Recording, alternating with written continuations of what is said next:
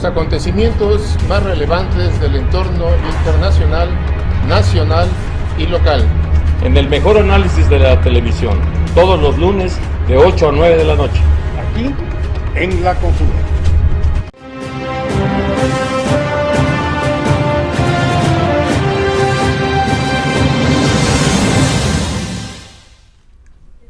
Hola amigos, muy buenas noches. Hoy, como todas las noches, de 8 a 9 de la noche, estamos aquí en su programa de La Conjura, que Sociedad 3.0 pues, pone a la disposición de ustedes para establecer un espacio de interlocución entre a quienes nos gusta la observación político-económica y social de la entidad veracruzana y de la República Mexicana y del mundo, por supuesto, y la sociedad en términos generales.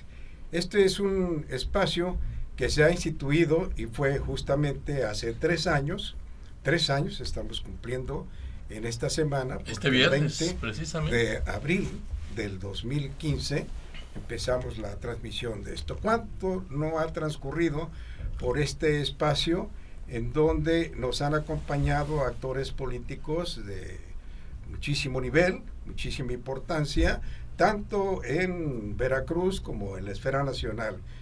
Entre otros también el actual gobernador de Chihuahua estuvo con nosotros justamente cuando aspiraba a ser candidato del Partido Acción Nacional al gobierno de Chihuahua, en donde ahora funge como gobernador. Y bueno, pues en esta ocasión no es la excepción.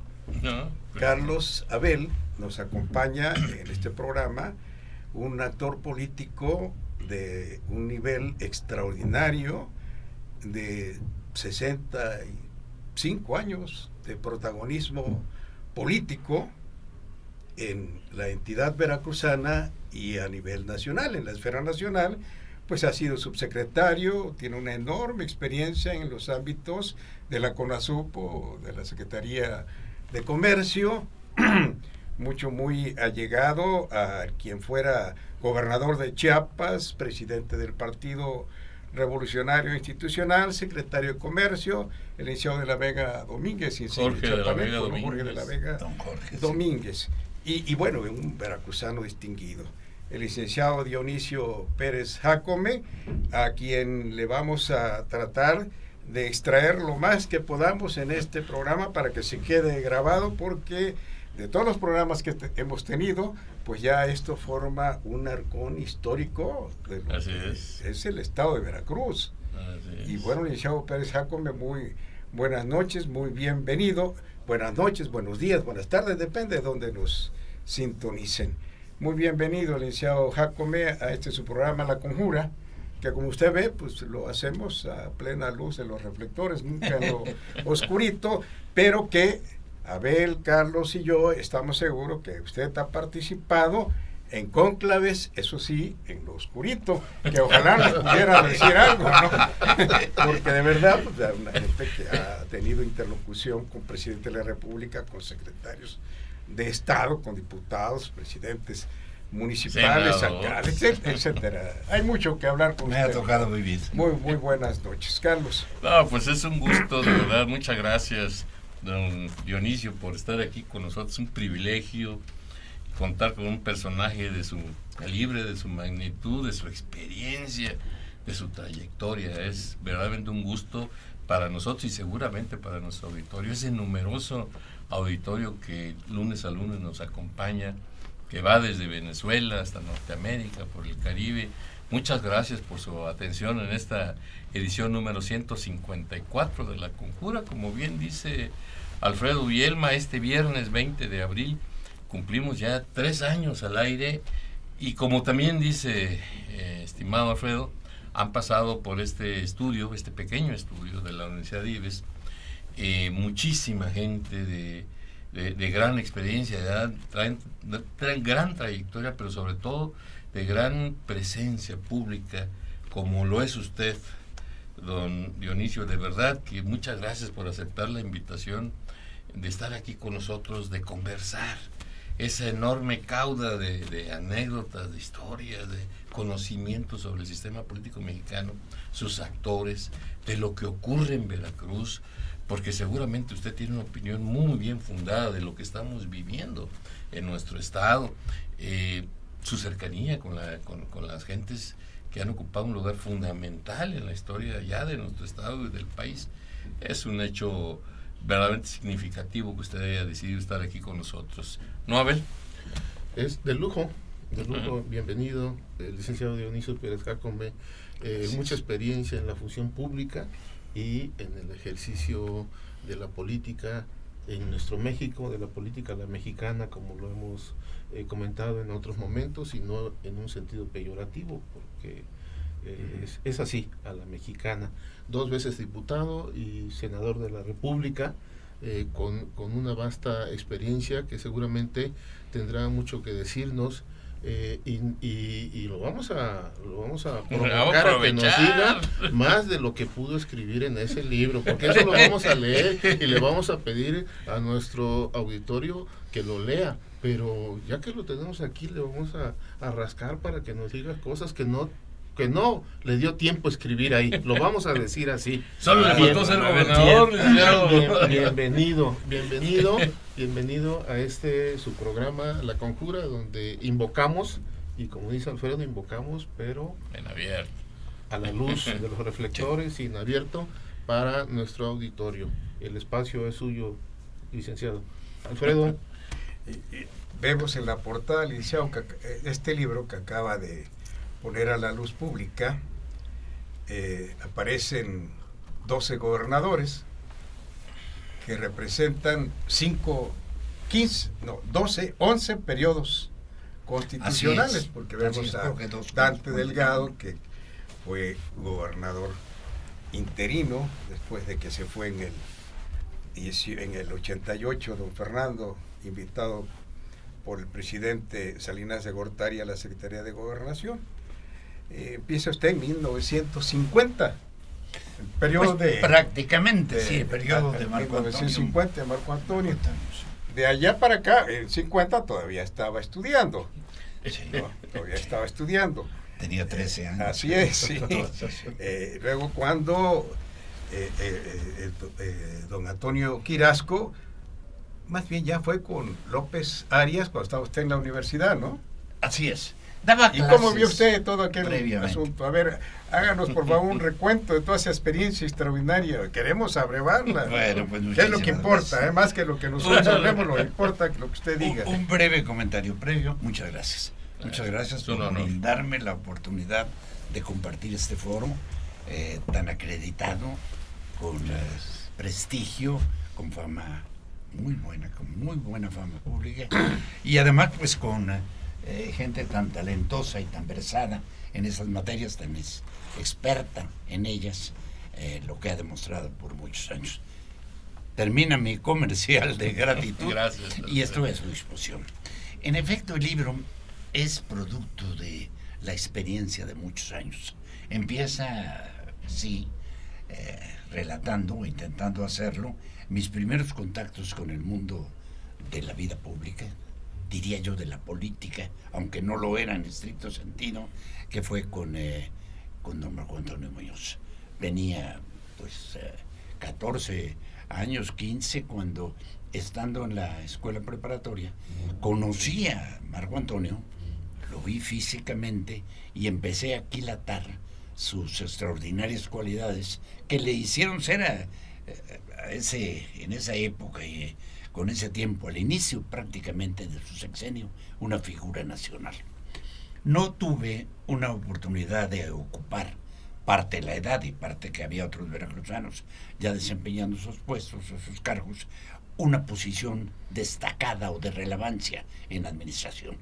Pero me acerqué al licenciado, generosamente me brindó su afecto, me dio algún consejo y me permitió en horas de relleno, en horas libres, como podríamos decir, de la preparatoria, fungir como ayudante en mecanografía en la Junta de Conciliación y Arbitraje. No lo relato expresamente así en mi libro, pero acercarme a la función pública, estar con él, con sus colaboradores más cercanos y prepararme a lo que se vino a la salida, la sustitución gubernativa de don Marco Antonio, hasta por una venturosa coincidencia. Era compañero de escuela, de preparatoria, con las señoritas Quirasco, Irma y María de Lourdes, hijas de un destacado político veracruzano que después de estar en alguna etapa en Veracruz con don Adolfo Ruiz Cortines había migrado, estaba en la capital y a la espera de que hubiera la oportunidad, que la hubo, de tener posibilidad de regresar. Fue el caso de don Antonio Mequirasco, y cuando llegó de regreso a su campaña ya yo era un conocido doméstico para él. Había visitado su casa muchas veces, sus hijas me querían, fue compartido nuestro afecto. Y bueno, había oportunidades, aún en la Facultad de Derecho, estaba estudiando para entonces Derecho y Comercio en la Universidad Veracruzana, de hacer algunas cosas vinculadas a la administración, con la oportunidad que también mis compañeros de generación me dieron. Fui presidente de la generación tanto en el bachillerato como posteriormente en la profesional, consejero universitario, algunas cosas de política estudiantil. Pues me fui adentrando en los tránsitos tan difíciles, en los caminos tan complicados de la política, y de allí habría, gracias a la generosidad de don Antonio, había de tener la oportunidad de ser notario público e iniciar una carrera profesional, creo, sobre bases singularmente interesantes, inclusive con despensa de edad. Para ser notario se requería tener 25 años, yo no los tenía. Entonces don Antonio, al preguntarme y cerciorarse de la circunstancia, le pidió al secretario de gobierno, don Mario G. Rebolledo, que después sería ministro de la Suprema Corte y 2 ocasiones presidente del más alto tribunal de nuestro país, le pidió que tramitara ante el Congreso lo que constituía una autorización legal para ejercer antes de tiempo el cargo. Pues de mi parte, encantado.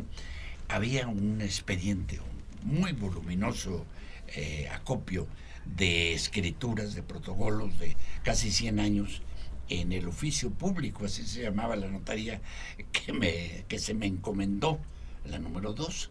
Entonces, bueno, pues al morir Chano Herrera, un distinguido profesional veracruzano, llegué a la notaría con ánimo pues de aprender de qué se trataba, pero de rescatar de todo lo que contenía, lo que a su vez el público, la clientela, podía pedirme.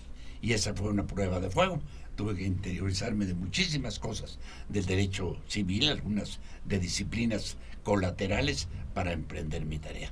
Todo unido, en paralelo, a la formación que estaba tratando de adquirir en una segunda fase académica, concluida la licenciatura o la contaduría pública en Veracruz. En la UNAM me había ido a hacer el doctorado en Derecho, estuve estudiando con ventura en esas aulas, pero claro, la notaría me atrajo para desempeñarla aquí, y por 2 años me dediqué básicamente a ella y a las clases a la Universidad Veracruzana. Ese fue mi inicio en contacto con Marco Antonio y con don Antonio, tan querido, el Chato Quirasco, el padre de mis amigas y compañero pues en esos tránsitos. Llegó después una etapa difícil, pero no sé si ustedes la quieran guiar o me dejan que yo la mencione. Por favor. Llegó un político de México, veracruzano, con prestigio, había sido diputado, senador, procurador general de la República, un hombre muy preparado, con también experiencia política, director de la Confederación de Asociaciones, algo así como la CNOP de ahora, sector popular, diríamos. Llegó a la gubernatura y formó su equipo, en el que estuvo excluido de entrada totalmente a base de jóvenes, pero de muchos jóvenes. En realidad el procurador no era muy grande, pero fortalecer la dinámica de su administración con gente joven. Y al poco tiempo, por incidencias de la vida, a quien nombró rector, un extraordinario veracruzano, que hace un rato que don Carlos mencionaba, solo le faltó ser gobernador. Bueno, en el caso de La persona a la que me refiero, don Fernando García Barna, efectivamente yo creo que ningún político en Veracruz tuvo un currículum tan amplio, fue todo, procurador, presidente del tribunal, presidente municipal, presidente del tribunal, director de pensiones, rector de la Universidad Veracruzana, todo menos gobernador, don Fernando García Barna. Pero para el momento que desempeñaba la rectoría, pues se le ocurrió fijarse en mí y proponerme ante la Junta Académica de una de mis facultades, de la Facultad de Comercio, para ocupar una suplencia como director. Ni siquiera llegué a ejercerla, porque el gobernador, al advertir que optaba por esa posición y recordar que era yo también abogado, pues se le ocurrió crear una, un paso intermedio, un nivel intermedio entre la dirección de una facultad y la rectoría, que fue la Dirección de Enseñanza Superior, en que tenía yo todo el escenario, podía contemplar, y apenas con 25, 26 años de edad, dejando, en ese momento tuve que hacerlo así, la notaría pública, contemplar todo el marco universitario. De lleno entraba a la administración pública. La universidad, hay que recordarlo así, era universidad de Estado, no era universidad autónoma, y don Fernando, con una mano fuerte, segura y firme, pues gobernaba vía García Barna a toda la comunidad universitaria, que hacía crecer, la estimulaba con recursos, con apoyos, y el crecimiento demográfico de Veracruz era explosivo. Que incluía enseñanza media en aquellos años. Incluía enseñanza media. Había un director, don Serafín Iglesias, de enseñanza media, y yo era el director de facultades y de institutos de investigación. Cuando recuerdo a algunos que estuvieron no bajo mis órdenes, pero sí bajo mi coordinación, el ingeniero Barberena, por ejemplo, que después llegaría a ser, junto conmigo, subsecretario de Estado, pero gobernador de Aguascalientes, secretario de Comunicaciones. Bueno, pues en ese momento, Beltrán, por ejemplo, Benigno Sili, extraordinario, el padre Sili, todos ellos se fueron incorporando al equipo. Tenía la universidad una riqueza moral, una riqueza formal, profesional, como muy pocas universidades. Yo me sentía orgulloso de una expresión que creo que todavía mis sucesores en la Universidad Veracruzana manejan, que la Universidad Veracruzana es de las mejores universidades de México. Ojalá sea así. Pero en nuestro caso tuvo un reconocimiento internacional de ser para entonces la tercera Universidad de México, decían la UNAM. Y después mencionaban alternativamente la Universidad de Guadalajara, la Universidad de Nuevo León. Se jugaban el segundo puesto, pero el tercero indudablemente era de la Universidad Veracruzana. Pero también el número de alumnos, en recursos, en carreras. Bueno, ¿para qué les cuento? De allí, lo que vino después, pues fue también afortunado. No pude terminar mi periodo como director de enseñanza superior. Tuve problemas de interpretación, de decisiones propias y de acciones que había ejercido supuestamente dentro del encargo que me correspondía. Don Fernando López Arias no lo entendió así. Me pidió en una etapa difícil para mí, cuando menos de interpretar, me pidió la renuncia. Me fui a México, pero bueno, eso me abrió las puertas de oficinas y de contactos.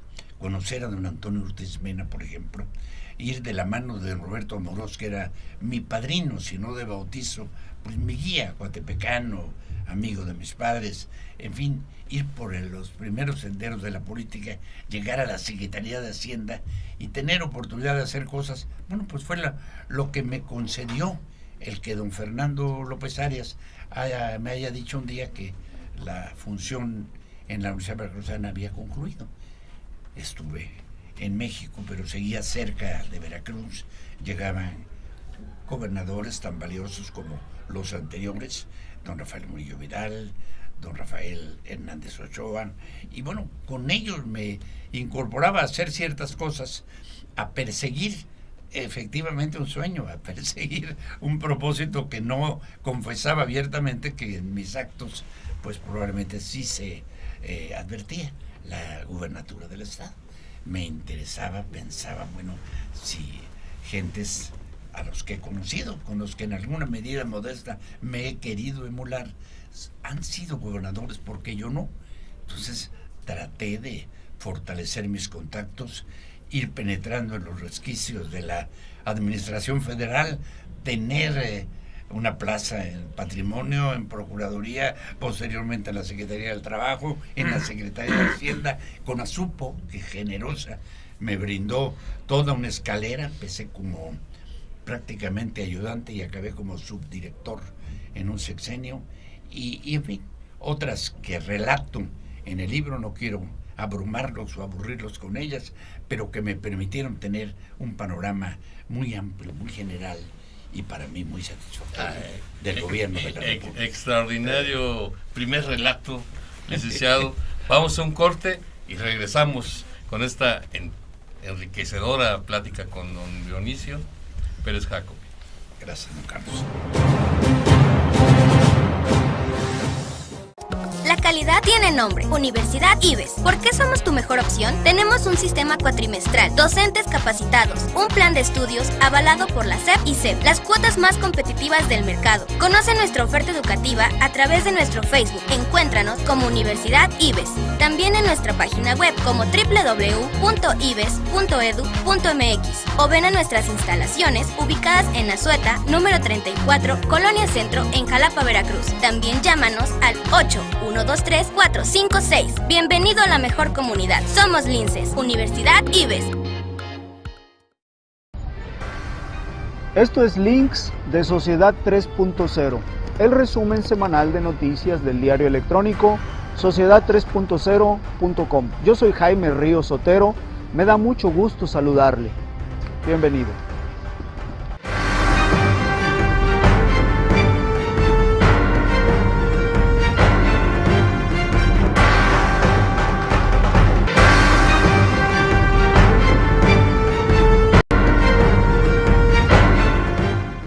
Síguenos en nuestras redes sociales, en YouTube, Sociedad 3.0 Televisión, en Twitter, @sociedad_30, y en Facebook, Sociedad 3.0.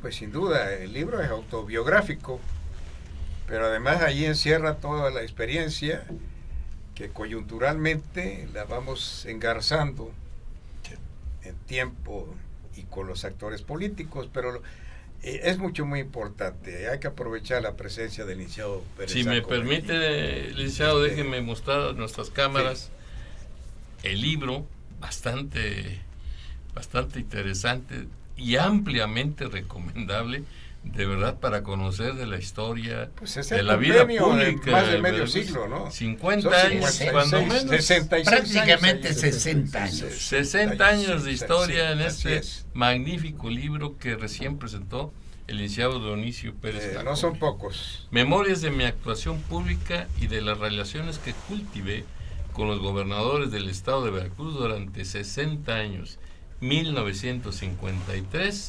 1953-2003, cuando fue usted jefe de la oficina del gobierno de Javier Duarte. No, No. lo fui de Fidel Herrera. Ah, de Fidel. Con Herrera. Javier Duarte tuve otra encomienda que si quieren la platicamos, no es muy grata, pero es mi deber. Sí, es mi claro. deber y estoy Además, abierto a ello. actualizado. Fui director general de los Juegos Deportivos Ah, Centroamericanos. Eso es Y que- importante. Por una tuvo que razón que renunciar a ustedes, ellos. sobre todo por una razón interna, que ustedes seguramente ignoran, porque nunca hice gala, como que ahí sí pecó el modesto, de mis aptitudes atléticas. Yo fui campeón de atletismo en Veracruz. Entonces yo me sentía que tenía derecho alguna vez en la vida a ser autoridad deportiva, si se podía, nacional o internacional. Se me brindó la oportunidad y cuando inclusive le dije al gobernador Duarte, bueno, pues ahí está ese cargo, acaba de renunciar este chico David Velasco. David Velasco Chadraui, y yo puedo aspirar. Me contestó Javier Duarte, usted maestro, a una posición atlética, y dije, ¿cómo se ve que eres joven y que nunca fuiste al estadio, nunca tuviste oportunidad de ir cuando yo corría y ganaba carreras, porque fui campeón estatal? Entonces, la verdad, esa es otra historia. De la que afortunadamente se pudo desligar a tiempo. A tiempo. Dionisio Pérez Jacome, pero bueno. Luego regresamos hay que al tocar, tema. Regresamos a regresar eso. Estamos Vamos ya a en el aire. regresar a eso, pero vámonos cronológicamente Bien. allá. ¿En dónde estaba Dionisio Pérez Jacome? En 1967, cuando se vino la sucesión al gobierno de Veracruz, en donde, por cierto, Roberto Amorós, paisano, guatepequeño, Mi padrino querido, de mucha alcurnia política, formaba parte de una terna, o no era terna, era una terna de 4, pues, aspirantes al gobierno de Veracruz. Estaba el licenciado Murillo, el licenciado Llorente, Roberto Amorós y Benito Coquet. También, Quizá. ¿verdad? Y Benito Coquet. Quizá, aunque don Benito no expresaba sus apetencias Estaba políticas. pero tenía... Estaba en el seguro y tenía sí, seguramente así, intereses, jerarquía ¿verdad? política, pero todo el mundo decía, ¿no? Ese era lo que sonaba, ¿no? Lo que sonaba. ¿Y dónde estaba en ese entonces Dionisio Pérez Jacome y con quién se la jugó? Transitando en una secuencia que me parecía de avanzada en la Secretaría de Hacienda y Crédito Público. Para mí la figura más destacada que tenía la administración pública en México, lo digo con toda honestidad, era don Antonio Ortiz Mena. Era un hombre extraordinario. Quizás su manera de hacer política, su estilo, su seriedad, seguridad absoluta, pero si no le llamamos suficiencia, podemos llamarle excedencia de confianza, hacía que don Antonio no tuviera un grupo político como tal. Pero la figura de don Antonio dentro y fuera de México era extraordinaria. Autor del desarrollo estabilizador, gran Creador, sí, creador, junto con Carrillo Flores, claro. gran periodo de la economía mexicana. 12 años de secretario de Hacienda sosteniendo nuestro peso a un nivel estable. Ahora La el peje inflación quiere detenida. copiarlo. Es una tarea Ya interesante dijo, para ¿verdad? que quiere para hacer. Andrés Manuel, pero creo que se ha fijado un modelo un poquito difícil de alcanzar. Creo en ese sentido que para mí empezar en Hacienda con la sombra de don Antonio y tener también la fortuna. La vida se rige a veces por oportunidades y las oportunidades se dan independientemente del deseo que uno tenga de llegar a las mismas. Comentaba hace un instante, tratándose del licenciado Quirasco, que la cercanía, la vecindad, la amistad con sus hijas me abrió las puertas de su casa y, por decirlo casi poéticamente, de su corazón. Si don Antonio me estimaba mucho, me di a querer con él, con su familia, con su esposa, con sus hijas, y eso me permitió ir teniendo oportunidades de demostrar que era un poco más que el amigo de la familia. Con don Antonio Ortiz Mena fue parecido.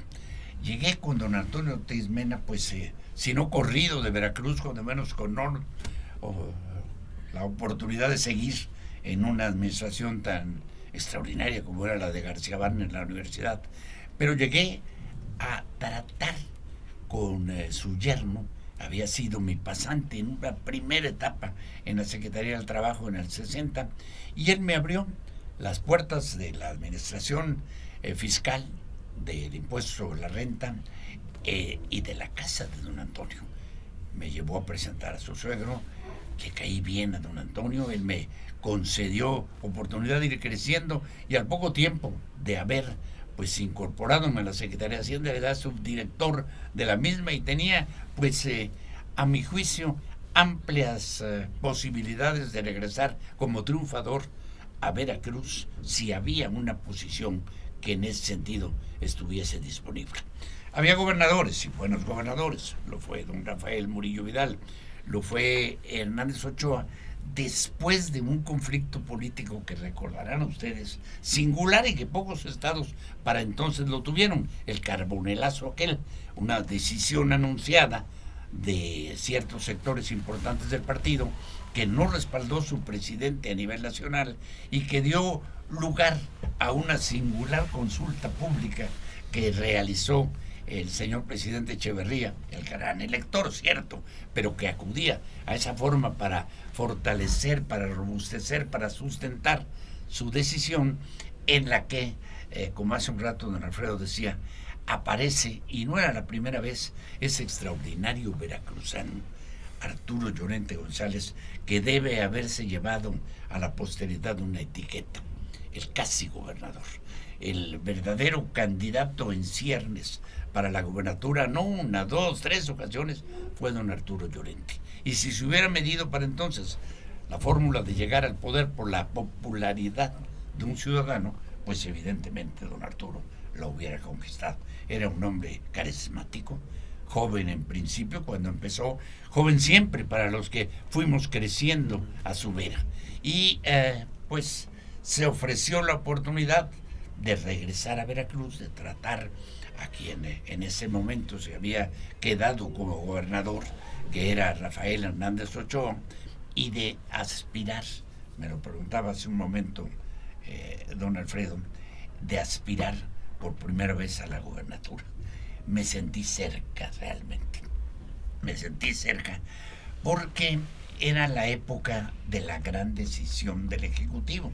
Era el momento en que, si bien pues los electores contaban, había uno de los electores, o no necesariamente electores de la entidad, que contaba más que todos los demás, que era la palabra mayor de la República.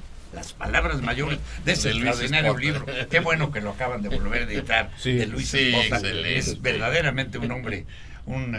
Eso fue en el 74.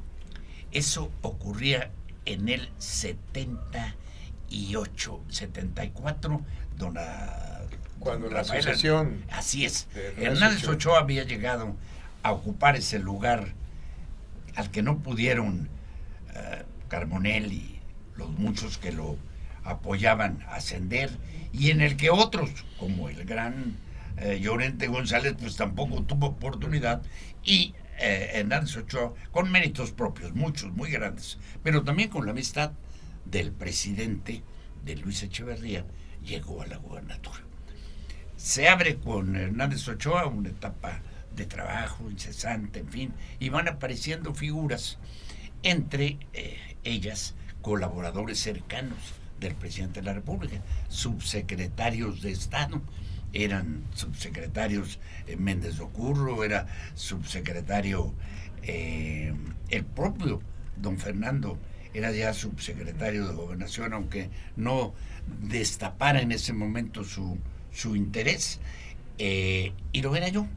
Me había hecho el señor presidente López Portillo ser subsecretario de Comercio a propuesta de Jorge de la Vega, y sobre todo me había dado la oportunidad de ser su amigo, cercano al presidente, que era un privilegio extraordinario. Con decirles, jugaba yo dominó con el presidente de la República, no todos los días, no cada viernes en la parroquia como muchos otros, pero sí en las giras. Don Pepe, que me había conocido precisamente en una partida en que suplí a algún ausente, pues me llamaba.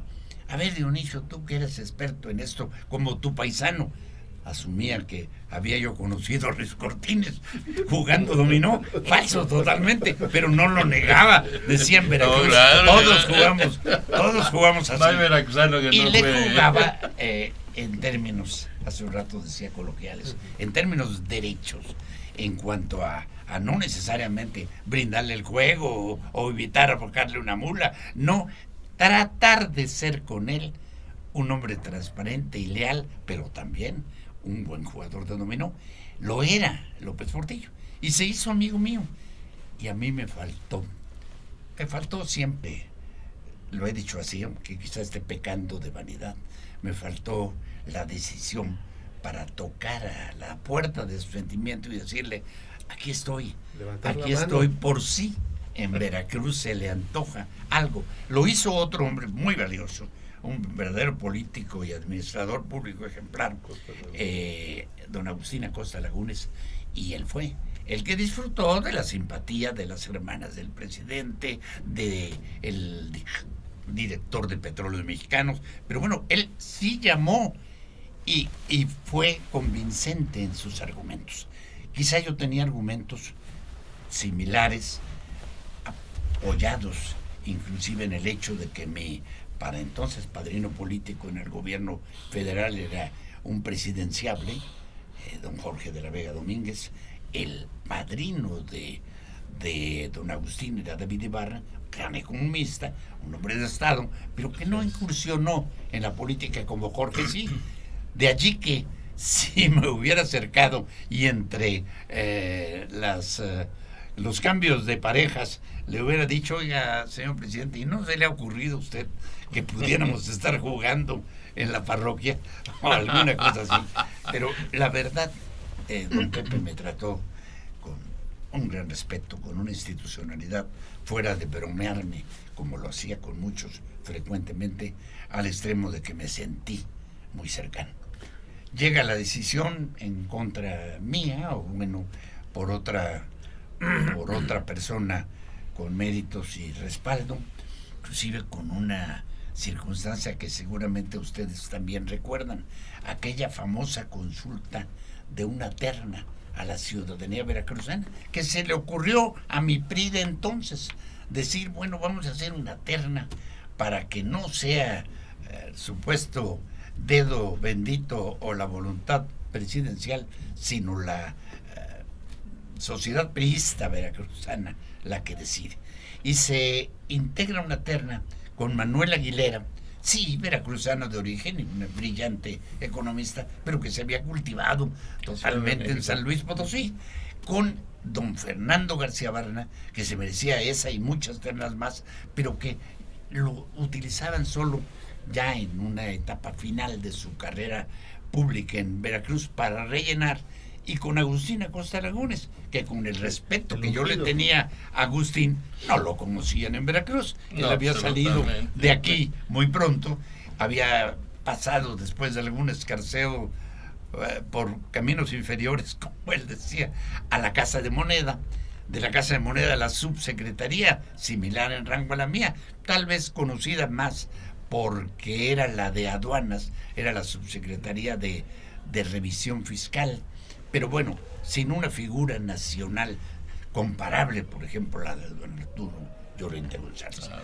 Pero Agustín estaba en la terna y los veracruzanos se inclinaron, o nos inclinamos por don Agustín, y Agustín llegó a la gubernatura. Esa fue la primera ocasión. Y entonces llega don Agustín, por supuesto. Pero, a ver, si yo me acuerdo de aquella terna, era el localismo empobrecedor.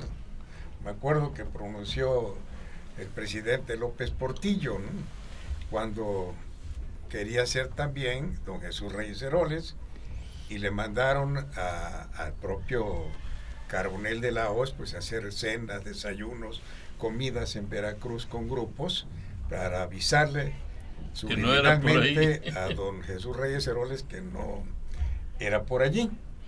Y sí, yo me acuerdo del licenciado Dionisio Pérez Jácome, que aspiraba, pero que no apareció en la famosa terna, ¿no? Que era subsecretario, que tenía el trampolín. Y me llama la atención eso. Jugar dominó con el presidente de la República. Y el presidente de la República, ya después, a todo pasado, en retrospectiva, escribe en sus testimonios: Agustín Acosta Laguna es un ganadero, un economista con espíritu ganadero. O sea, no lo consideraba como una cosa así que figura bruto, ¿no? política. Pero se trataba de Veracruz y decidió pues por él, ¿no? No, digo, fue un extraordinario gobernador, ha sido uno de los mejores gobernadores que hemos tenido. Extraordinario. Y un hombre muy honesto. Y las obras hablan por su administración. Destacadísimo, uno de los mejores gobernadores. Pero bueno, estamos hablando del candidato, ¿no? Como que no parecía lo mejor. Así es. No parecía lo Como mejor. decía don Dionisio, nadie lo conocía en Veracruz. No, en Veracruz no. Pocos Esa es lo la verdad. conocían. O sea, don Dionisio ya tenía una figura pública Pero aquí a en ver, el Estado. no quiero dejar en el tintero esto. A ver, ¿en qué manera pudo haber influido el licenciado Alemán Valdés en esa decisión? Probablemente. Había hasta razones de tipo familiar. La hermana Doña de Paquita. doña Paquita, la hermana de don Miguel, de la hermana de Agustín, perdón, ayudó, estuvo en actos diversos de la vida pública del señor licenciado Alemán. Fue de hecho, sin el nombre expreso, una secretaria privada de don Miguel Alemán. Y una prueba evidente de esa influencia la tengo hasta por el hecho de que cuando su destape ocurre, coincide la fecha política con una fecha familiar importante para la vida de López Portillo. Su hijo, José Ramón, es presentado, diríamos, en sociedad ya como cónyuge, si se va a casar, va a tener su matrimonio en el casino militar, y nos invitan a quienes éramos subsecretarios pues a estar con él para que lo aplaudiéramos y lo felicitáramos. Detalles de la personalidad de López Portillo singulares que pueden no verse bien, pero que eran en su caso espontáneos totalmente. Acudimos los subsecretarios a esa reunión y nos preguntamos, porque en la mañana había sido el destape, diríamos, de Agustín, si con nosotros iba a estar el señor licenciado Acosta Lagunes, Agustín, o si no iba a acudir a esa reunión. Y de momento vemos que llega a la reunión, pero acompañado, y se sienta en una mesa aparte de don Miguel Alemán Valdés. La cercanía con don Miguel, para entonces un hombre maduro, pero todavía con un raciocinio, con una influencia importante en las decisiones de la vida pública y de la vida empresarial del país, llega con Agustín. Agustín toma una expresión para mí chistosísima. Cuando me ve, habíamos platicado sobre ello en días pasados y yo le había dicho con cariño, pero con franqueza, que no se hiciera ilusiones. Él se levanta de la mesa en que estaba con el señor presidente Alemán, se acerca a nosotros, nos hace así, y específicamente a mí me dice: no que no, Dionisio, no que no. Yo le había dicho con mucho cariño, porque éramos muy cercanos. Le he dicho: mira, Agustín, pues sí, somos subsecretarios, pero casi que yo creo que pues hay otros, y había, con mayores posibilidades que nosotros.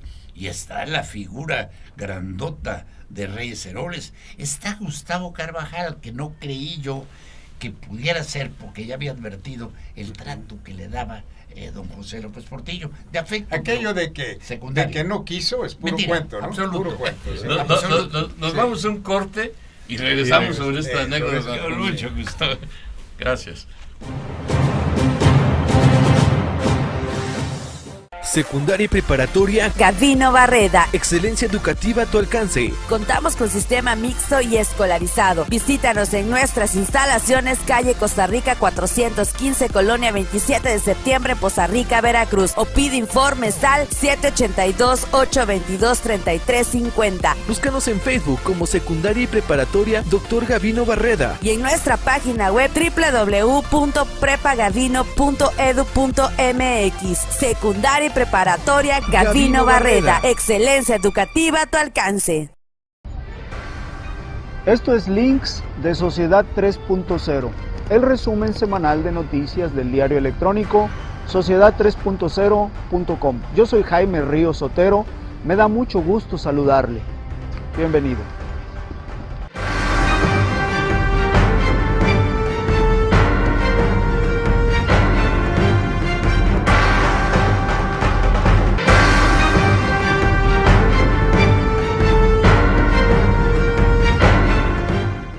Síguenos en nuestras redes sociales, en YouTube, Sociedad 3.0 Televisión, en Twitter, @sociedad_30 y en Facebook, Sociedad 3.0.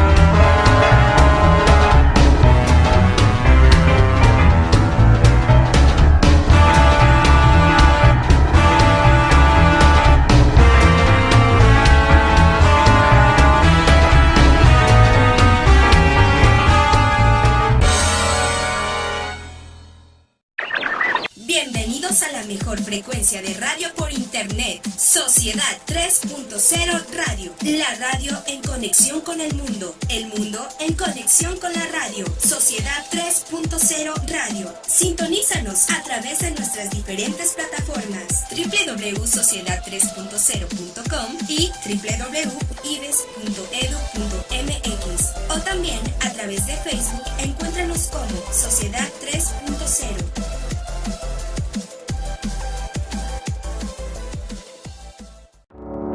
La calidad tiene nombre. Bachillerato IBES. Somos un sistema que te permite egresar con un alto nivel académico, grupos reducidos y educación de calidad. Ven a formar parte de la mejor comunidad.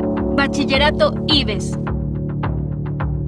Contáctanos al 817-2026 o al 817-4879 o visítanos en nuestras instalaciones en Juárez 87 en el centro de Jalapa. Búscanos en Facebook como Bachillerato IBES.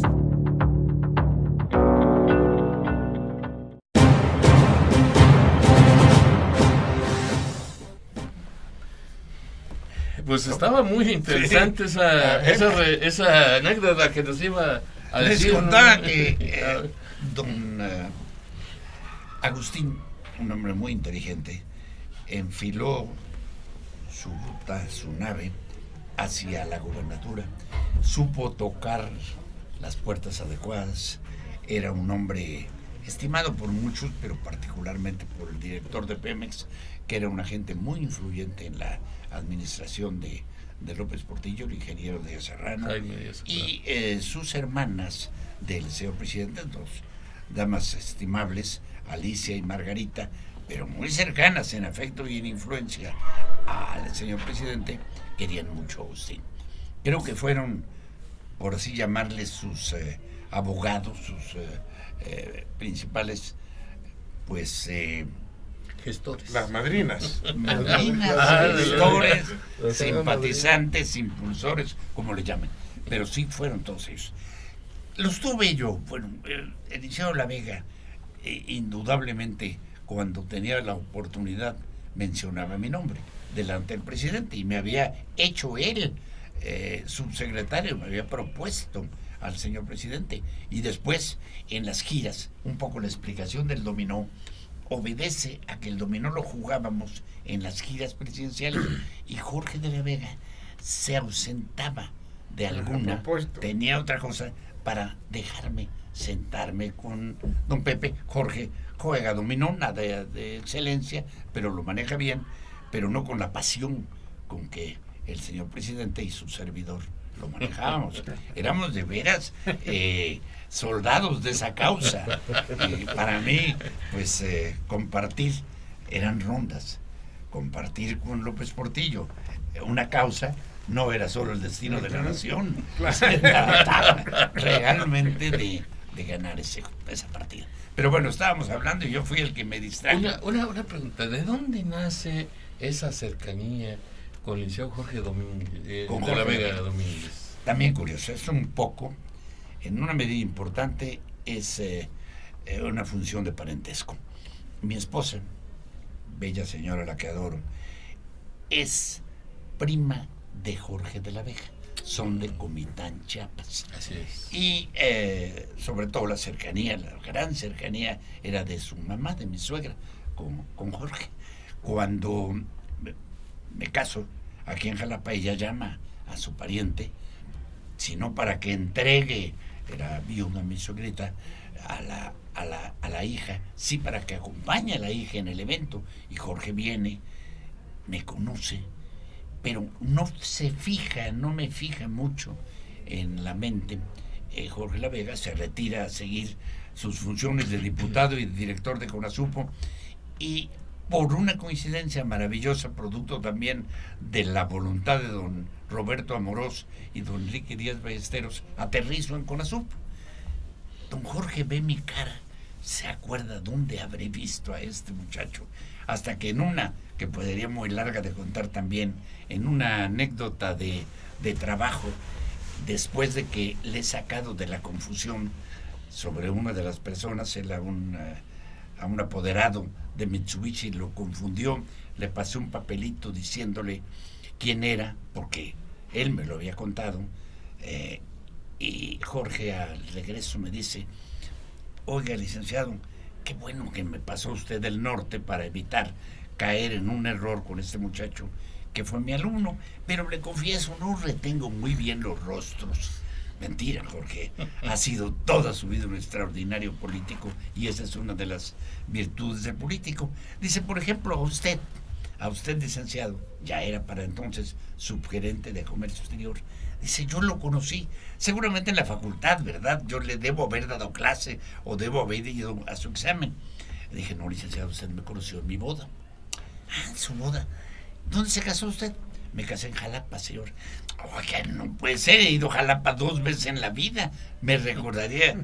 ¿Cómo se llama su esposa? Le digo, y me dice, mi prima, mi querida prima. Dice, oiga, licenciado, déjeme hablarle de tú y pedirle que nos hablemos de tú y felicitarle por su modestia y por no haber tratado en el año que tenemos de compartir trabajos de sacar ventaja de ese parentesco. Yo le agradezco mucho, me identifico con su planteamiento, pero sobre todo, pues a partir de este momento vamos a hablarnos de tú, vamos a llevarnos muy de cerca, preocupado, penoso por haber olvidado el hecho, ¿no? De allí nació mi amistad muy cercana con Jorge. Nos fuimos a vivir cerca de él en Coyoacán. Mi esposa se hizo muy amiga de Mila de la Vega, a la fecha lo es todavía, y a mí Jorge me dio oportunidad hasta de regresarnos a la oficina, de la oficina al barrio de Santa Catarina, de Coyoacán, donde vivíamos, de regresarnos juntos. Y esas pláticas comentando, oye, ¿qué te parece lo que dijo el presidente? Oye, ¿cómo está la cuestión de los granos internacionales en esto? Esas charlas de coche, manejando él, solo él y yo, fue acercándonos mucho en el ánimo, en el afecto, ¿no? Me empezó a tener una confianza, no solo como pariente, sino como colaborador pariente. Me veía que no le había pedido nada y podía haber llegado a tocar su puerta y decir, oye, primo, señor licenciado, primo. Esa fue la razón. Jorge sigue siendo un hombre extraordinario, tiene una capacidad de recordar, de rememorar acontecimientos y de opinar sobre cuestiones políticas como muy pocos hombres públicos de México la tienen. Y tiene 88 años, acaba de cumplir 88, es un hombre verdaderamente brillante, extraordinario y muy querido por el presidente de la República en turno. Lo que hicieron desde López Mateos y todos los demás, ¿no? Fue representante de Díaz Ordaz en Tlatelolco, después con Echeverría tuvo tareas importantes, sobre todo la CONASUPO, con López Portillo ni se diga, y sigan ustedes sumando, y a la fecha el nombre Jorge de la Vega Domínguez tiene sentido en la política nacional. Sí. No lo definen. Dos cosas a propósito de Tlatelolco con Jorge de la Vega Domínguez. Sí. Primero, ¿por qué lo ponen como representante, es decir, un interlocutor en el a 68? él y a Andrés Caso. Así es. En ese espacio tan difícil del gobierno de México. Y otra más, ¿por qué en el 82, 81 no fue el candidato él a la presidencia de la República? Intentaré dar respuesta a las dos. La primera, por su juventud, por su cercanía a los estudiantes mismos, de los que había formado parte muy poco tiempo después. Él y Andrés Caso eran unos líderes naturales del estudiantado. Entonces, conocedor de esa circunstancia, Díaz Ordaz busca un puente que tender a la comunidad universitaria, siente que se han roto estructuras tradicionales de comunicación y acude a sus colaboradores intermedios, no eran importantes para ese momento, Jorge y Caso, y les encomienda no una decisión, sino una vinculación tan poco efectiva en la práctica, y Jorge lo lamentaba así, cuanto que a ellos nadie les informó de lo que iba a ocurrir en Tlatelolco. Los acontecimientos pasaron y ellos estaban intentando dialogar con un grupo cuando se enteraron de que había balazos en Tlatelolco. Jorge continúa su función, entrega buenas cuentas en ese aspecto, se incorpora a la administración y efectivamente es un candidato, que diré, adecuado para cualquier coyuntura. Él en más de una ocasión tuvo, si no aspiraciones, posibilidades reales. El presidente Miguel de la Madrid subió, para sorpresa nuestra, en lugar de Jorge y en lugar de Pedro Ojeda, que estaban antes que Miguel de la Madrid en la solución presidencial. Después, en el libro de López Portillo, dice García Paniagua. La verdad, interpretando el sentido político de las declaraciones de López Portillo, los cercanos, los que verdaderamente disputaron la decisión en su ánimo, fueron Pedro Ojeda Pollada y Jorge de la Vega Domínguez. Pero él escogió a Miguel de la Madrid al presentarse una crisis financiera de tal envergadura que él dijo, ¿quién sabe de esto? ¿Quién ha manejado estos temas? Y se le bueno, David Ibarra también estuvo en eso, ¿no? Aunque no tenía perfil político. Don David es un hombre, si lo ha tratado personalmente, un hombre muy agradable en su trato, pero que más bien está interiorizado a fondo de lo académico y excluido en sus preocupaciones fundamentales de lo político. Jorge no. Jorge vivía la política, vivía la economía, era presidente del Colegio de Economistas, es decir, cumplía una función política importantísima en ese gremio. ¿Por qué no fue entonces presidente? Bueno, porque si ustedes analizan contra quienes la historia lo enfrentó en ese sentido, aparte del presidente de la Madrid, pues advertirán que los tiempos de Jorge quizá habían rebasado lo que para ese momento se exigía. ¿Por qué fue Carlos Salinas de Gortari? Además de las virtudes que haya tenido, por su juventud. Era un hombre que venía a romper pues una secuela de poder de decisión de hombres maduros. Carlos Salinas llega de 37 años, me parece, a la presidencia de la República. Posteriormente Jorge sí volvió a ser mencionado, situación de coyuntura, de dificultad, pero pues para entonces, la muerte de Luis Donaldo Colosio, había que buscar otra decisión muy institucional de perfil distinto, como fue el caso del presidente Zedillo, no necesariamente un político. Don Ernesto fue indudablemente un gran presidente, pero no tenía la facha, no había aprendido en la escuela de los políticos mexicanos. Él fue a llenar un espacio, creo que lo hizo lo mejor que pudo y fue muy bien, pero definitivamente nadie diría en las frases que ahora se utilizan, el priista Ernesto Zedillo. No, él había aterrizado, porque no hay que olvidar, y usted lo sabe muy bien, mejor que todos nosotros, que para entonces ser político era casi necesariamente ser priista. Teníamos que buscar, si no como agencia de colocaciones, como instrumento para la expresión de nuestras preocupaciones políticas, un instituto que era el PRI.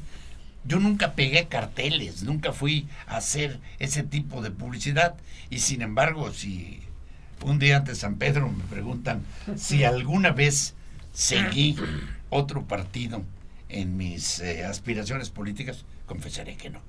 Nací priista, era la oportunidad que había de hacer político, y después que se presentaron otras alternativas, ya tenía demasiado en mi ánimo, demasiado fija la idea de consumar los ideales muy nobles, extraordinarios del partido, independientemente de que muchos no hayamos podido cumplir. Que ahora está totalmente olvidado, ¿no? Ya vemos lo que está ocurriendo con el Partido Revolucionario Institucional. Don Dionisio, lo que usted platica viene a confirmar esa apotegma que se dice, ¿no?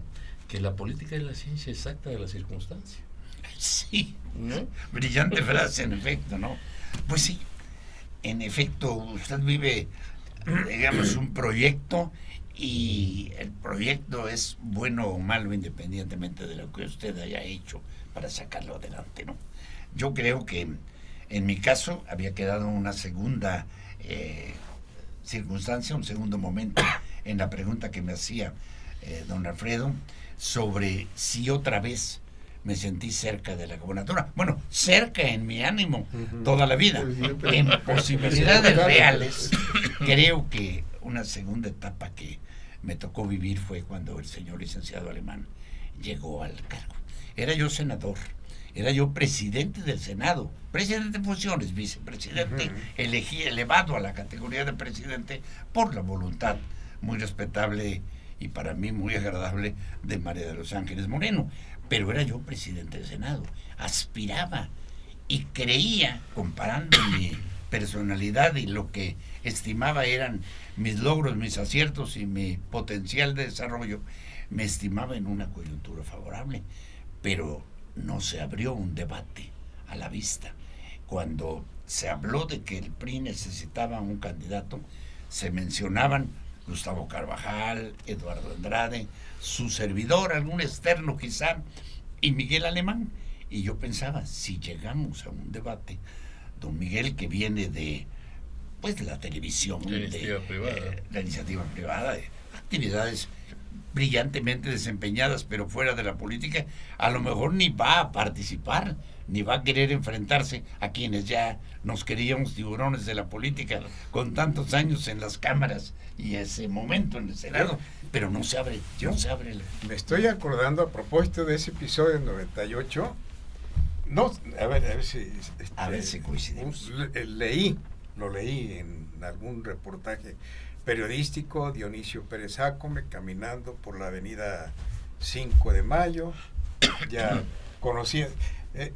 5 de Mayo de México. De México, sí.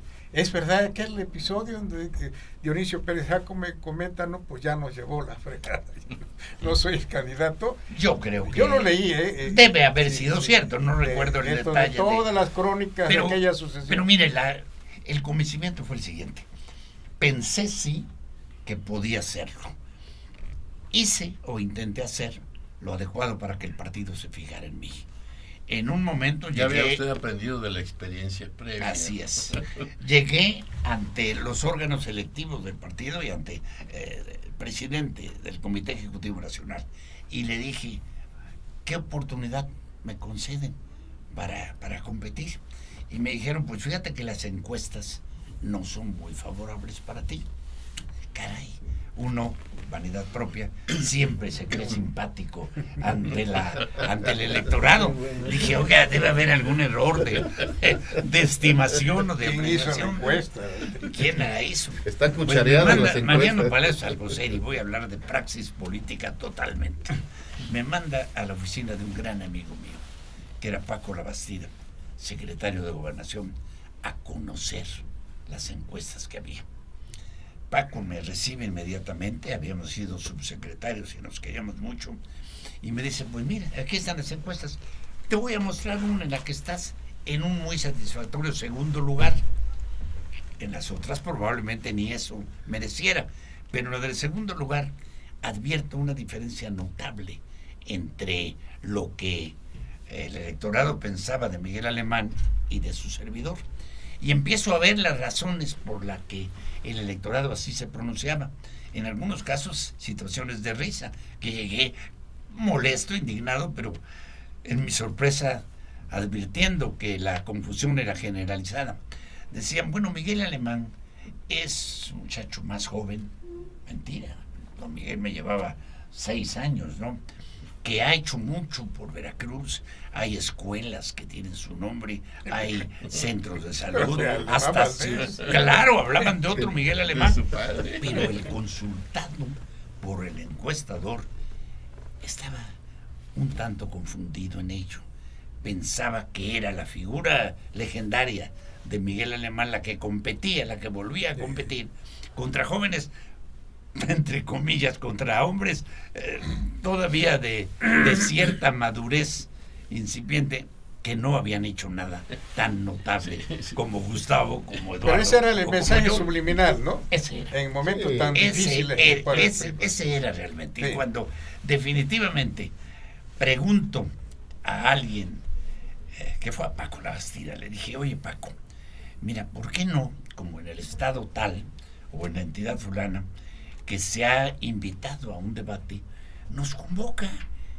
Tú eres secretario de Gobernación, pero eres priista, puedes influir en Mariano, para que nos convoque a los 4, si hay alguno que se agregue a debatir. Pensaba en mis adentros, con todo el respeto que le he tenido siempre a don Miguel, me lo como en el debate. Yo vengo de la Cámara, y sobre todo estoy más interiorizado. Ambos eran senadores, ¿no? Había sido senador muy breve, y se había ido a presidir el Consejo de Televisa en sustitución de Azcárraga. Yo tenía el Senado, en el Senado primero la Comisión de Comunicaciones, la de Gobernación y luego la presidencia del Senado. Bueno, evidentemente, todos los de atrás, la Cámara de Diputados, 2 periodos, etcétera, mis intervenciones en Gobernación, fui 3 veces subsecretario de Gobernación, pues me daban un background que no tenía don Miguel, con toda la simpatía y la calidad humana. Yo sí recuerdo aquel episodio, porque me llamó mucho la atención la presidencia de la Cámara, porque cuando Murillo Vidal iba a ser el candidato, Díaz Ordaz lo nombra presidente de la Comisión Permanente del Senado. Sí. Ese ya fue un aviso, camino, ¿no? De que por ahí un aviso. Hernández Ochoa fue presidente de la Cámara de Diputados en el 70. Pero era presidencia mensual. Sí, mensual. Pero era diciembre ya. En diciembre, ¿no? Es decir, era como ponerlo como así, que hubiese sido un anuncio. Así. Mi presidencia. Yo lo pensé así, don Fredo. Y ya cuando Dionisio Pérez Jacome es presidente de la Cámara, justamente en los momentos en que se discutía o estaba en la agenda la decisión de la candidatura para el gobierno de Veracruz, pues, claro, Alemán era el nombre Alemán. Era muy difícil. Nacho Morales Lechuga estaba haciendo, pero él se había por la oposición. Exacto. Y representaría el enemigo a vencer difícil. Entonces estaba buscando un candidato, pero a mí sí me indujo ahí a, si es Pérez Jacome, presidente de la Cámara. Fuimos 2, don Alfredo, me fui con esa finta también. Creí que tenía oportunidad. Vinimos, algunos de los medios en Jalapa hicieron reuniones con invitación previa de los presuntos, de los aspirantes a las que asistí con el mayor entusiasmo del mundo, y pensaba, bueno, sin descuidar el Senado, pero ojalá la mano, las palabras mayores vean en esta dirección. Y sobre todo ya se advertía una apertura democrática importante. No podía el presidente sacarse de la manga a un candidato inventado. Pero bueno, Miguel Alemán no era definitivamente un invento. Existía, tenía prestigio en otros ámbitos, nombre conocido en todos los ámbitos, una esposa muy guapa, en fin. Tenía, y un canal de televisión muy, que lo impulsaba, muy cooperativo también, ¿no? Yo creo que no lo tenía.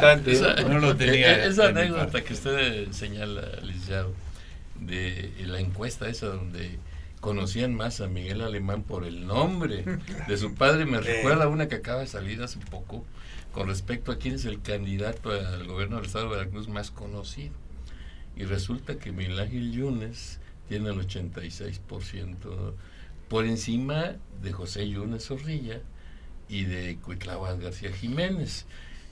Pues uno lo induce a pensar, con lo que usted señala, que es el nombre del papá, ¿no? Vamos a un corte y regresamos a esta muy interesante plática con el licenciado Dionisio Pérez Jacome.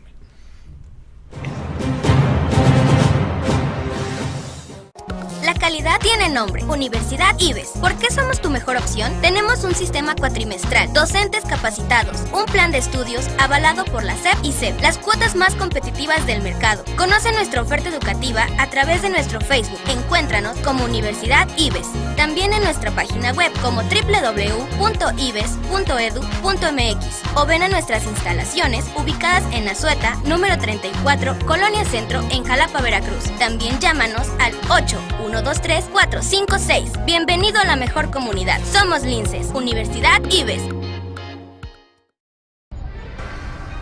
Esto es Links de Sociedad 3.0, el resumen semanal de noticias del diario electrónico sociedad3.0.com. Yo soy Jaime Ríos Otero, me da mucho gusto saludarle.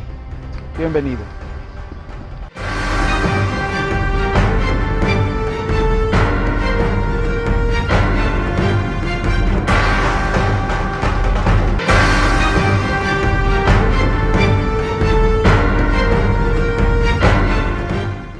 Síguenos en nuestras redes sociales, en YouTube, Sociedad 3.0 Televisión, en Twitter, @sociedad_30 y en Facebook, Sociedad 3.0.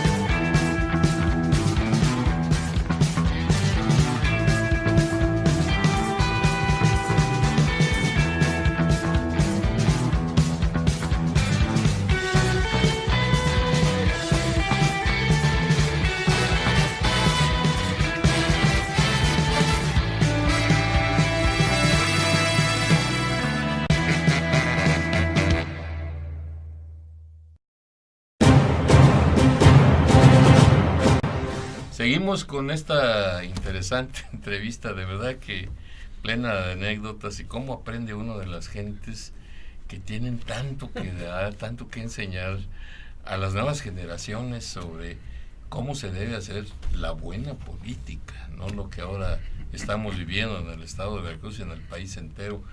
Y, licenciado, síganos comentando sobre este tema tan interesante, de este proceso. La sucesión del 98, cuando estuvo más cerca.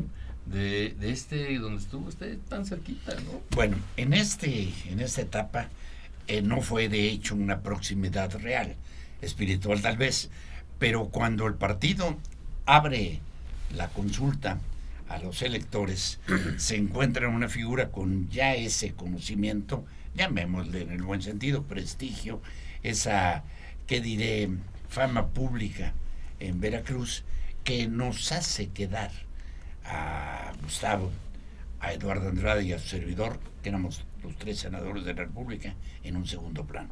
Nacho Morales Lechuga, en efecto, expriista, pero acababa de dejar ese camino, era una figura, un candidato a temer.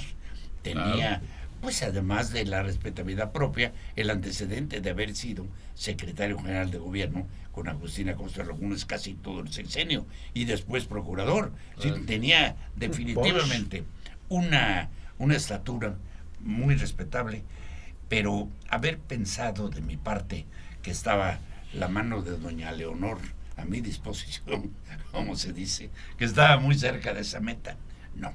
Creo que fue mi segunda opción real, porque en otras ocasiones, y al presentarse, como en el caso de Carbonell, una opción, yo lo vi sentado con tranquilidad y pensando que otras figuras, como mencionaba don Alfredo, el caso de Arturo Llorente González, tenían prioridad evidente, y no podía pensar en un brinco, en un salto maravilloso que me ubicara en una tesitura diferente. Pero si quieren, si hay la oportunidad de conversar sobre esta etapa o estas etapas en el futuro, lo hacemos también.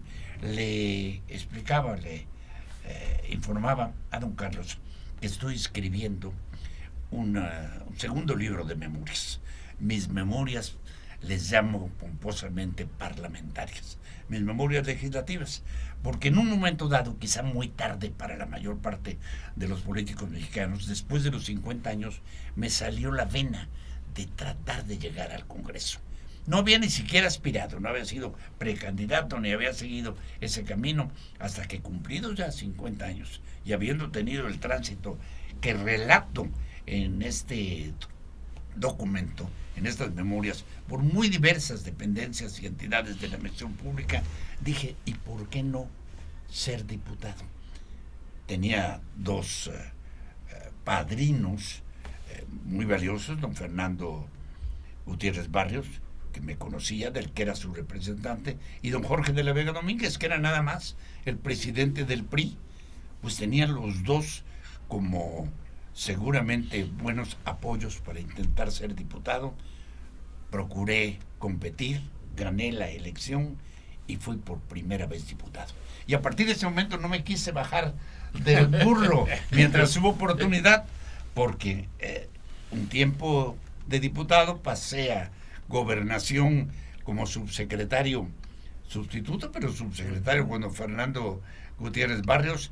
Volví en el sexenio posterior a ser diputado federal, y de allí subsecretario de Gobernación nuevamente.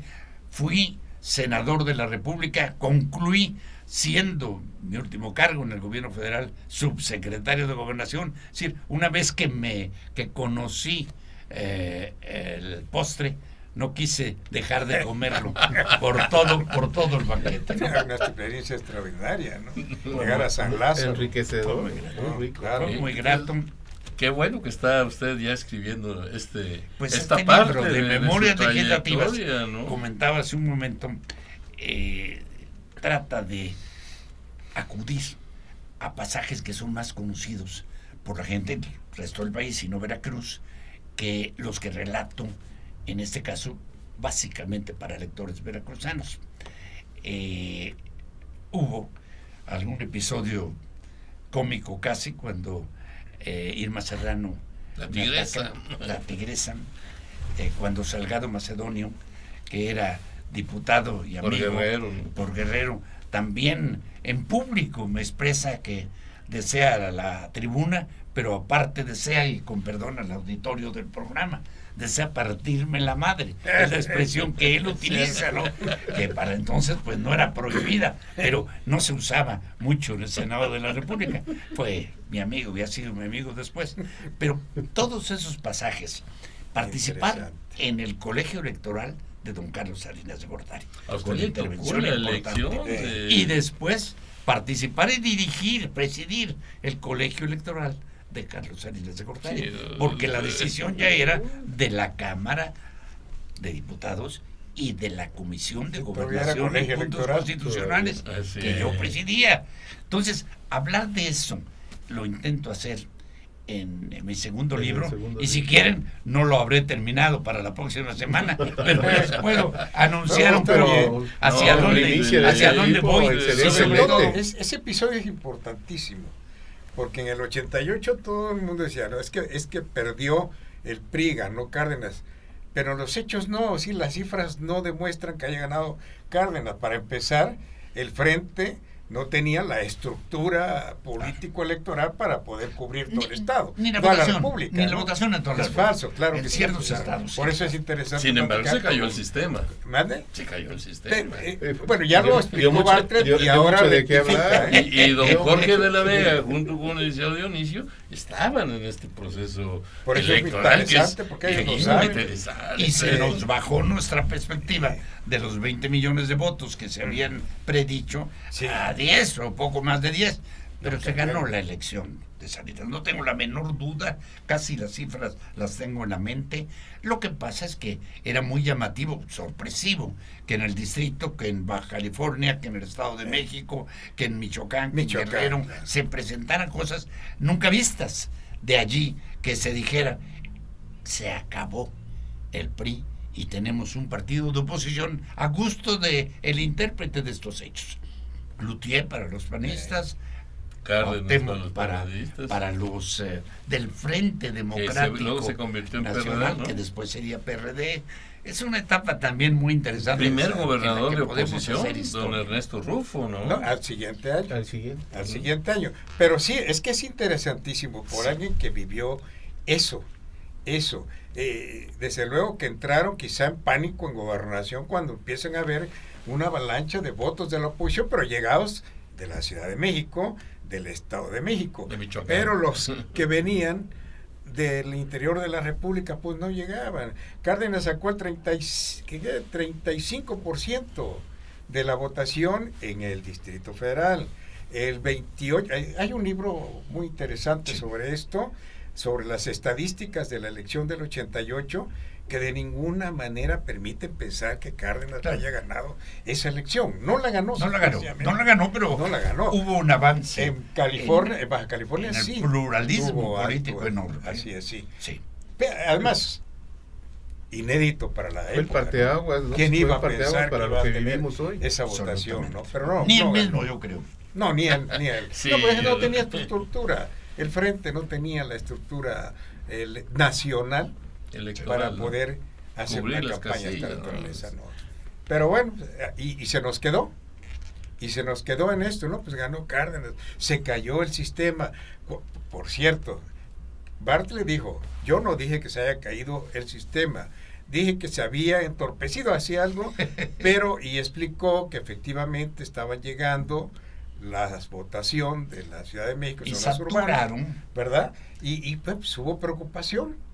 Ahora sí, ya como está militando en Morena, ahora sí dice, no, pues ganó Cárdenas. A ver, ¿a qué Bartlett Y eso le porque cree? no, ¿A qué Bartlett le porque cree? no competía Andrés Manuel. ¿A cuál le vamos Sí, a ¿no? creer, no? ¿A cuál le creemos? ¿A cuál de los dos? Desafortunadamente está el desprestigio de los políticos que no le creemos. Manuel fue mi ni al compañero secretario hasta de Gobernación. escuela, Manuel Bartlett. Ah, sí. Él estudió en la Facultad de Derecho de la UNAM cuando yo estudiaba en la Veracruzana, pero compartimos algunas asignaturas en el final de la carrera. Lo conocí, o lo conozco muy bien. Y Manuel definitivamente no tiene base, ni en la afirmación original que formuló, ni en la actual. Manuel un poco vive a oscuras de una realidad en que era el personaje principal y ahora pues interpreta a su gusto la historia donde le conviene. Carlos, no, pues un gustazo conversar con el licenciado Dionisio Pérez Jacome. Muchas gracias, licenciado, por compartirnos su experiencia. Ha sido muy grato esta hora, casi hora y media que hemos estado conversando. No pareció. No se siente. Y queremos públicamente hacerle una invitación para que hagamos un segundo programa y un tercero, porque ustedes... Y los que quieren, hay programas seriados por ahí en Netflix, si ponen la hora Pérez Jacome por ahí en su programa, preséntenme cada 8 días y a lo mejor tenemos material para llenar algunos programas. No. Excelente. Se quedan muchas cosas en el tintero. Dice, perspectivas políticas y financieras de la entidad hace medio siglo y ahora. Hay que hablar. Eso se nos las tocamos porque puede ser más oportuno que recordar lo que ocurrió con Manuel o en los tiempos de Acosta la Costa. No, porque esta es la consecuencia de aquello. Eso se nos queda en el tintero. Eso y la primicia del libro que está. La hoja en blanco que la vamos a llenar. Ya no están en blanco. Los huecos que quedan. Los integramos, los incorporamos. De mi parte, repito, muchas gracias. Es un escenario excepcional de privilegio para mí estar aquí y recordar, vivir nuevamente en el diálogo que hemos podido entablar, momentos que le dieron sentido a mi vida pública. Muchas gracias. Porque que enriquece Claro, a todos nos enriquece, ¿no? Todo lo que representa la conjura en 3 años. Qué bueno, fue empleado con la mejor fe del mundo por don Alfredo. Ese término nos enriquece. Yo creo que ahora, por desgracia, hay políticos que ven en la política la posibilidad únicamente de enriquecer. No es nuestro caso. Pero que a su vez empobrecen la política. Ahora es al revés. Vivir de manera transparente es algo que ahora es una aspiración. Entonces era una costumbre. Cierto. Pero en fin. Muy bien, pues muchas gracias, pero sobre todo gracias a usted, estimable auditorio. Gracias por su tiempo, gracias por su paciencia, pero sobre todo gracias por su interés también en seguirnos lunes a lunes en este programa La Conjura. Gracias, Alfredo, gracias, Abel, don Dionisio, como siempre, muchas gracias. Buenas noches. Por acompañarnos. Hasta la próxima.